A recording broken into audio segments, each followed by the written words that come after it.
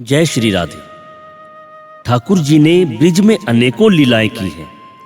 भगवान ने अनेकों असुरों का उद्धार किया। अघासुर, बकासुर, पूतना, अनेकों असुर श्री कृष्ण को मारने के लिए ब्रिज में आए और प्रभु ने उनका उद्धार किया। इन्हीं में से एक अरिष्टासुर नामक राक्षस को कंस ने भगवान का वध करने के लिए भेजा। अरिष्टासुर ने एक बैल का रूप बनाया और ब्रिज में आ गया और ग्वालों पर हमला कर दिया एवं कई गौओं को घायल कर दिया। सभी ग्वाल बाल शोर मचाते हुए नंद महल के बाहर एकत्रित हो गए। कन्हैया, कन्हैया जल्दी आओ, एक बड़ा भयंकर बैल ब्रिज में घुस आया है और सभी गौओं को मार रहा है। सभी ब्रिजवासी अपने प्राणों की रक्षा के लिए इधर उधर भाग रहे हैं।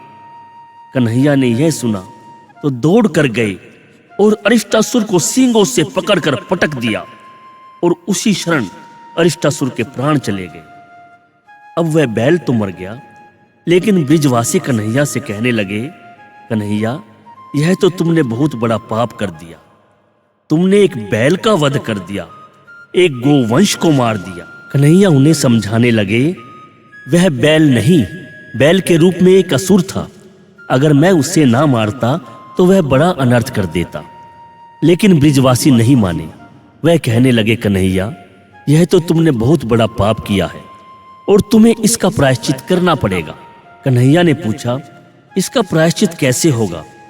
तब ब्रिजवासियों ने कहा, पृथ्वी पर जितने भी तीर्थ हैं, तुम्हें वहां जाकर उनके पवित्र जल में स्नान करना पड़ेगा।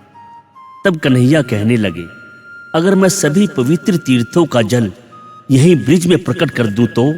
सभी ब्रिजवासी कहने लगे, यह तो बहुत अच्छी बात है।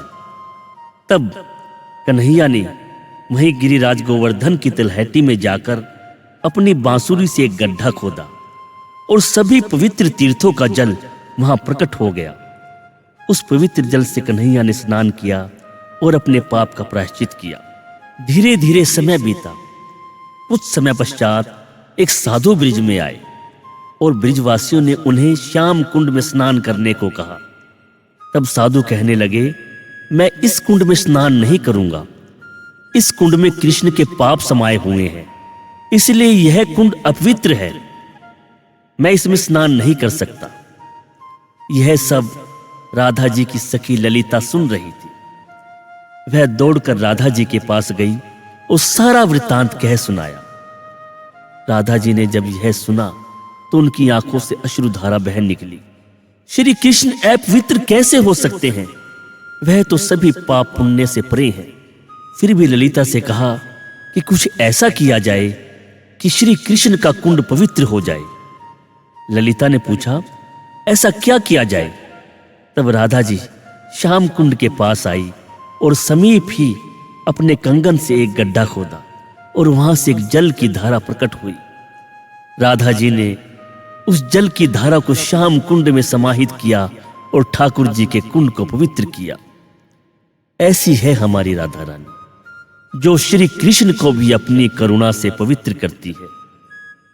राधा जी ने जिस कुंड को प्रकट किया, उस कुंड का नाम राधा कुंड पड़ा, और श्री कृष्ण ने जिस कुंड को प्रकट किया, उस कुंड का नाम श्याम कुंड पड़ा। दोनों कुंड ब्रिज भूमि में समीप समीप ही हैं। राधा जी के कुंड का रंग श्वेत है और श्री कृष्ण के कुंड का रंग श्याम है।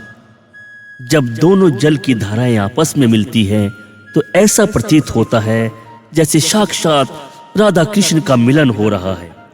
जब भी आप ब्रिज में जाएं तो इन दोनों कुंड का दर्शन कर पुण्य के भागी बने और ठाकुर जी एवं राधा रानी जी की कृपा प्राप्त करें। जय श्री राधे।